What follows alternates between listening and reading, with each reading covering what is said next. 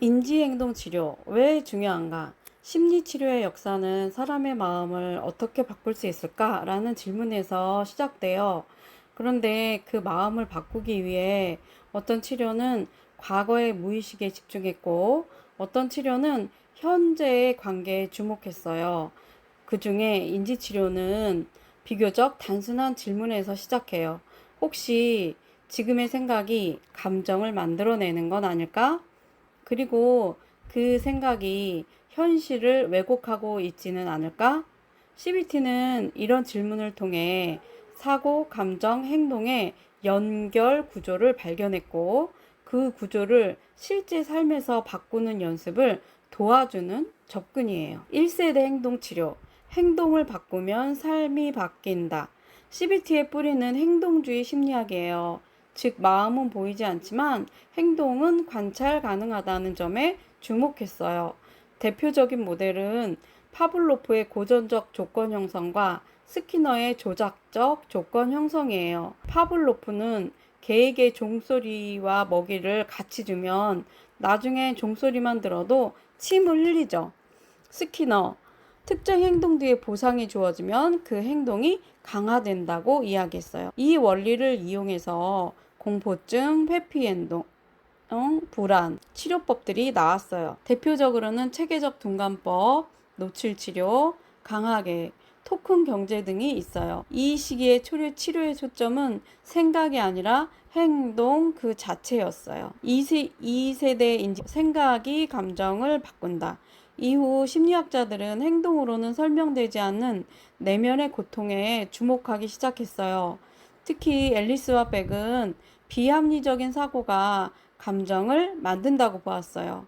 앨리스, 아리비티, 나는 반드시 사랑받아야 한다는 비합리적인 신념이 감정을 일으킨다고 봤어요. CBT, 우울한 사람은 현실을 부정적으로 해석하는 자동적 사고를 가진다고 했죠.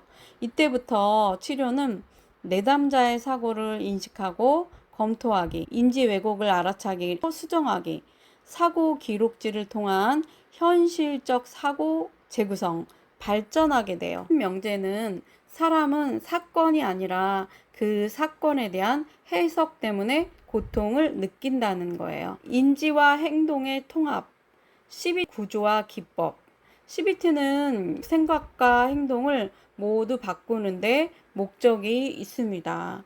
그래서 치료자는 상황, 생각, 감정, 행동의 순환 구조를 활용해서 내담자가 자신의 경험을 재구성하도록 돕습니다. 대표적인 모델은 다음과 같습니다. A, B, C, D 모델 앨리스. 사건, B는 신념, 결과, 감정, D는 논박, E는 새로운 결과예요. 다동 단계의 인지치료 구조. 백. 첫 번째, 문제 확인. 두 번째, 자동적 사고인식. 세 번째, 인지 왜곡 탐색. 네 번째, 사고 수정.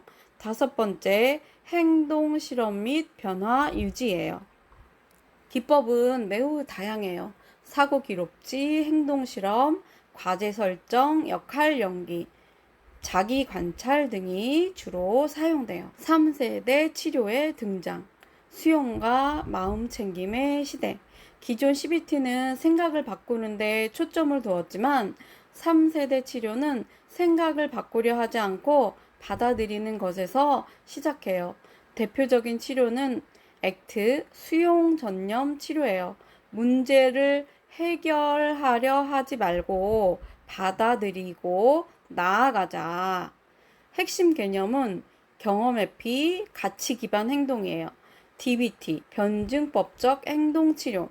정서 조절이 어려운 사람을 위해서 고안됐어요. 핵심 기술은 마음 챙김, 감정 조절, 대인관계 기술이에요. MBCT, 마음 챙김 기반 인지 치료. 우울 재발 방지를 위해서 개발되었고, 명상 플러스 인지 치료가 결합됐어요. 이들 치료는 지금 이 순간 이 감정을 어떻게 받아들일까? 라는 질문을 던져요. 즉, 변화보다는 수용, 분석보다는 관찰이 강조됩니다. CBT의 강점과 한계. 강점, 짧은 기간 안에 변화가 가능하다. 구조화된 개입. 효과 연구가 많아 과학적 근거가 풍부하다. 자기 관리 기법으로 확장이 가능하다. 한계점, 지나치게 논리적일 수 있고 깊은 정서적 상처에 접근이 어려우며 관계나 무의식적 갈등을 놓칠 수 있다. 실제 적용, 사례 예시 들어줄게요. 예를 들어 사회 불안 내담자. 친구들과 대화할 때 떨리고 말문이 막혀요. 그럴 때 내가 이상하게 보일 거야 라는 자동적 사고가 있고, 그래서 그 생각을 검토해 보니까 과거 몇 번의 실수에 근거한 그런 생각이 자동적으로 재생되고 있었어요. 행동 실험으로 일부러 실수해보는 과제를 진행하게 해요. 그래서 실수해도 괜찮다는 새로운 신념이 형성되도록 하는 것이죠. 치료자의 태도와 윤리적 고려. CBT 치료자는 코치이자 안내자 역할을 해요. 지시적일 수 있지만 내담자의 속도와 감정에 대한 민감함이 필요해요. 또한 자극 강도 조절, 내담자의 자율성 존중, 비판보다는 탐색적 질문을 사용해서 윤리적 실천의 핵심이 돼요. CBT의 미래, 디지털과 뇌 기반 만남.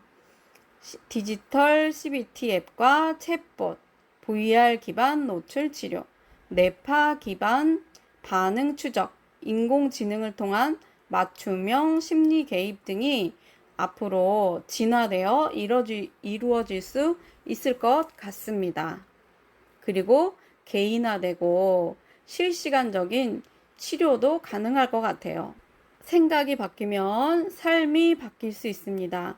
하지만 생각을 바꾸는 건 연습이 필요해요. CBT는 바로 그 연습의 기술입니다.